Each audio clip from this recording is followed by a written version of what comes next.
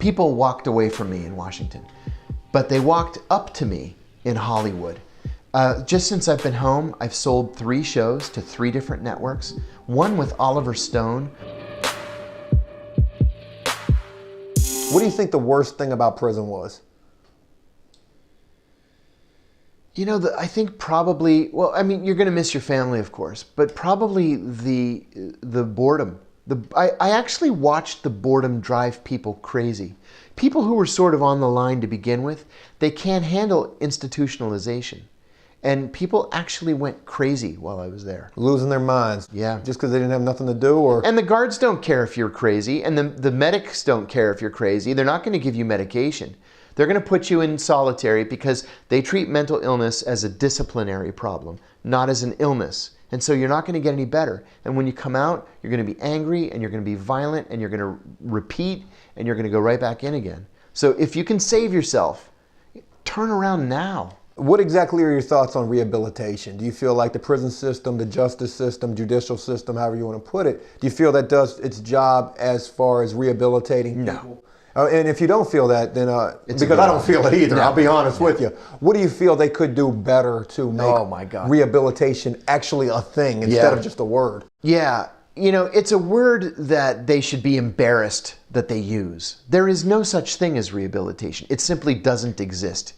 Maybe you might possibly get a GED if you don't have a high school diploma. That's it. That's the end of the road. You know, time was where you could learn plumbing, electrical work, small engine repair, whatever. They offered that in the state system. In the state system, they do. In the federal system, there's literally nothing. They're not trying to rehabilitate you. They don't care about you. They don't care what you do when you get home. So they give you nothing. Well, if you're a drug dealer from the hood and the only thing you know in your life is dealing drugs and you have no skill, you have no job, you can barely read, what are you going to do to make money? You're going to sell drugs again. Well, that's the government's fault as far as I'm concerned, because they've had you for all this time. They talk about it being rehabilitative, right? It's supposed to be an institution, not a prison, right? It's a correctional institution. They're not correcting anything. It's just punishment. Now, if they were honest about it and said, look, this is a prison, we're going to punish you, you're going to get screwed here, you're not going to learn anything, I'd say, okay, well, you know, that's the system that we have. They're doing their jobs. I know we're jumping ship completely here, but what was it like for you actually getting released? Like, what was your last day in prison like? My last day in prison was very tough, and it was very stressful, and it was because of one female, she wasn't even a guard, she was a secretary, for whatever reason, tried repeatedly to set me up. How do you mean? Like, I'm walking past her in the hall, and I don't even notice it. I'm not even paying any attention to her. I'm thinking I'm getting out tomorrow, I'm trying to make my plans, and she says, hey, what are you looking at? I turn around and I said, excuse me? What are you looking at? You're leering at me. Well, leering gets you sent to solitary. And we have something similar to that in the state, which is, it's called reckless eyeballing, basically. Oh, jeez. And it pretty much means the same thing. And could you go on to explain what leering means? Yeah, looking at somebody in a sexual way. I hadn't even noticed I was walking past her. So I turned to her, this ugly, mousy little thing, and I said, don't flatter yourself. Excuse me, she says. I kept walking. Get back here. I kept walking. It's like I turned finally and I said, I'm not letting you set me up. I'm going home tomorrow and there's nothing you can do about it. She tried that twice that day. And one of the cops actually warned me. And I said, please. I said, you know what I've done in my career? You know where I've served in my career? I can handle her. Were you nervous at all about being released? Like how life was going to be like for you after this experience? No, and I should have been. No, I was just so happy, so thrilled to go home and start my new life. What I did not think about and what I did not expect is that, like every released prisoner, I was going to have to deal with issues of depression and anger. You know, I thought I could just step right back into my life again. And nothing could have been further from the truth. First of all, I had 90 days of house arrest. And house arrest is you literally cannot leave the four walls of that house. Well, at least in prison, I could go out into the yard, I could exercise, I could walk around, I could, sit on a park bench and listen to the radio. You can't do any of that on house arrest. It was far more onerous being under house arrest than it was being in prison. And another thing too, I used to make really great money. I'm a professional. I have advanced degrees. I have incredible governmental experience. But I literally could not find a job anywhere. And I applied everywhere. I mean, Target and Walmart and Home Depot and the grocery store. And I couldn't get a job as a dishwasher. That is insane. So, like I say, I thought I could step back into my life. Instead, it looks like I'm going to step back into poverty. And until finally, I wrote a tweet. Now, when I went to prison, I had like 600 Twitter followers. When I came home from prison, I had 21,000 Twitter followers. That's impressive. That's impressive. I've got 9,000, so you're killing it, John. So I tweeted, people, I need a job ASAP. Must be 40 hours a week. And I got a job as a fellow at a progressive think tank in Washington working on prison reform issues. Really? Yeah. So that led to a weekly syndicated newspaper column that runs in 220 small papers around the country. Holy cow. And I write a lot about prison reform and prison issues, and some on foreign policy and intelligence and stuff like that. And I'm on the speaking circuit. I speak at colleges and universities all around the country. And because I was so high profile, I've had these crazy invitations. In May, I'm going to address the German parliament, for example. Really? So yeah. Where are you doing that at? Is that like in Germany? Like in the German parliament in Berlin. So traveling out of the country isn't going to be an issue for you? No, actually, as soon as I got home, the Greek government hired me to help them write a new whistleblower protection law. So I made 3 trips to Greece in 2015. Because it was work-related, the judge had to approve it. It's not like I was going on vacation to the Greek islands or anything. Right. So I made 3 trips to Greece. I've made a couple of other trips. I testified before the Council of Europe Human Rights Committee in Strasbourg, France last year. Wow. And now I'm going to speak to the German Parliament. I'm going to stop in Ireland on the way back and speak to the Irish press. So overseas, I have this crazy support. There are governments, like friendly allied governments, that think that I'm a hero for what I did on human rights, even if my own government thinks I'm a criminal and a felon. That's interesting. It's really interesting just to think of how this whole thing has transpired for you. Because I'm a felon, same as you or any other felon, we're banned from Canada, Australia, New Zealand, and the UK. Is that true? Yeah, we're banned. Son of a bitch, I didn't even know that at all. Yeah. Sorry, Canada and Australia. I guess I'm not coming. What can you do? We're banned for 22 years after the completion of your paper. So at that point, I'll probably, You don't want to go there anyway. I'll be angry grandpa at that point. Right. So I can't go to those countries, and I've kind of made this ongoing joke in my columns about, I said I was decorated by the British intelligence service, but now I'm apparently so much of a threat to the British people that I'm not allowed in their country anymore. And it was because of those columns that I've had some of these invitations to go to other countries. And I've maintained from the very beginning, I'm on the wrong side of my government, but I'm on the right side of history. I did the right thing. I'll do the right thing again. And so I can't travel to a couple of places. I don't care. It was worth it. And that brings up a good question is, do you feel remorseful for the circumstances that led to you being incarcerated? I don't. I don't feel remorseful. I mean, I committed a crime technically, and I'm sorry for that. I confirmed the name of a former colleague of mine to a reporter. That's what I did. I confirmed his last name. And they locked you up for that? They locked me up for that. But that's not why I was prosecuted. I was prosecuted because I blew the whistle on an illegal program. But no, I would do it again.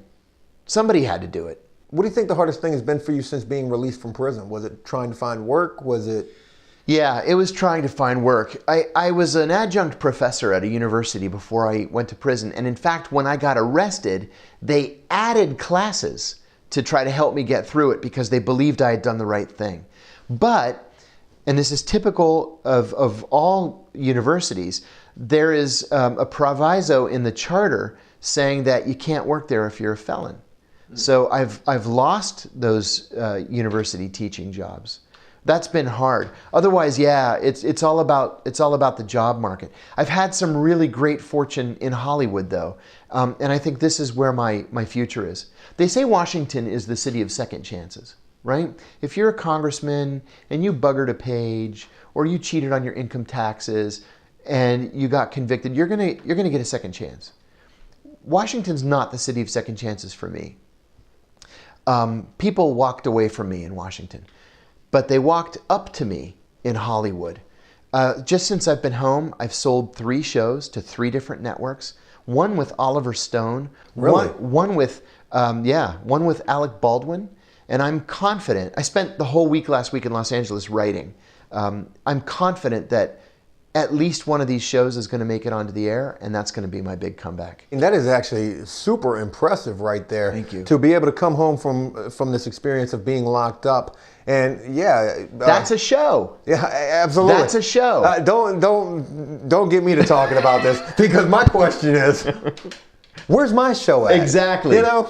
After Prison Show, we've got a show as well, but I absolutely commend you for what you've done with taking forth the initiative to go and seek out these opportunities for yourself. Because one thing about coming home from being locked up that I know personally, and everyone else who has been locked up knows this as well, is it's not easy, and you are not going to make it unless you absolutely do it for yourself, however that may be, legally speaking. That's right.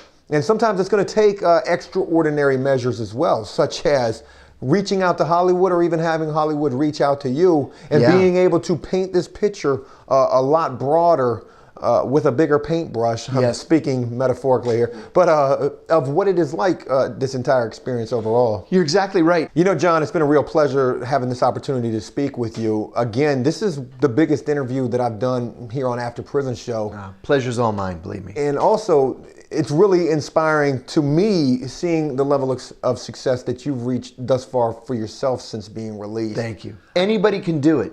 It's hard work. You got to get past the depression and the anger, but anybody can do it. And what do you think is the biggest motivating factor for you moving forward in everything that you're trying to accomplish in your life?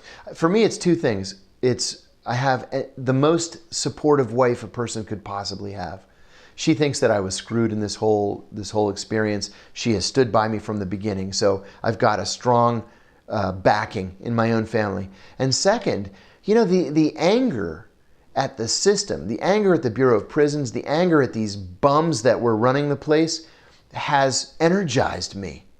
And it's forced me to keep pushing forward, whether it's writing books or creating TV shows or speaking or doing radio interviews. I remember that anger, and that's what drives me. You have to have a motivating factor behind wanting to get your life back together. No matter what it is, something has to drive you to really want to get your life back after you've lost however much of it being locked up. And it seems like you really have that. One thing that I would like to mention as we wrap this up is it is kind of ironic to me how if we had met possibly in a previous life, I'm not really sure how this interview process would be working. No, I think it would have. I think these lights would be focused a lot more on me, and it probably wouldn't be me interviewing you so much as it would be you interviewing me. So it's just interesting considering the 2 backgrounds that we have. You being a government man, me being basically just a drug dealer and a drug user. How we're able to come together right here on a very common interest and also in a very common situation as well. You know, my experience in prison humanized so many different people for me. I was friends with the leader of the Bloods, for example. He asked me to build a website for him. He was getting out. What did he want, like a blood website? He wanted to do prison consulting. Get your gang merchandise right here, your do-rags and your freaking band, your red bandana. I'm just kidding. But I never envisioned myself as being friends with a major gang leader or, you know, a crooked congressman. My bunkie was the mayor of Cleveland. Never thought I'd be friends with people like that. And you know, I found that they're good people. The guy with the Nazi, with the swastika. He was a great guy. He was a great guy. He would come in and he would complain about his wife. His wife left him. His kids aren't talking to him. And then he patched it all together, and he was so excited he wanted to talk to somebody. And we ended up hanging out and being friends. And I asked him one day, well, what is this? What were you thinking? And he's like, I don't know, man. I was drunk. I said, no. It took like 4 hours to do that. You're sobered up quite. Yeah. He's like, I don't know. I said, how the heck are you going to get a job going to an interview with this thing on your neck? So I told him, you know, they make this really heavy makeup. You can cover it up. He's like, oh, dude, thank you. What about the guy with the fuck you on his eyelids? Like, he's going to do well out there. You know? He's going to do very well. He actually was only in for another, I don't know, 6 or 8 weeks, and then he went on his way. I have no idea. This guy's been locked up for a year, decides to get fuck you tattooed on his eyebrows. Unreal. But look, John, I want to go ahead and wrap this up because this is long. I know we got some really awesome stuff in here. I really hope that this isn't the last time that I get a chance to see you. I look forward to seeing you. I would like to have some sort of follow-up to this, especially wish you well with these endeavors that you have going on. Thank you. I also want to include these links to John's books down in the descriptions as well. Check out these stories because I promise you a lot of what you will read in these books is far more graphic and crazy than we could mention in this interview here on YouTube. Again, John, thank you very much. It's been a real pleasure, man. Pleasure's mine. Thank you.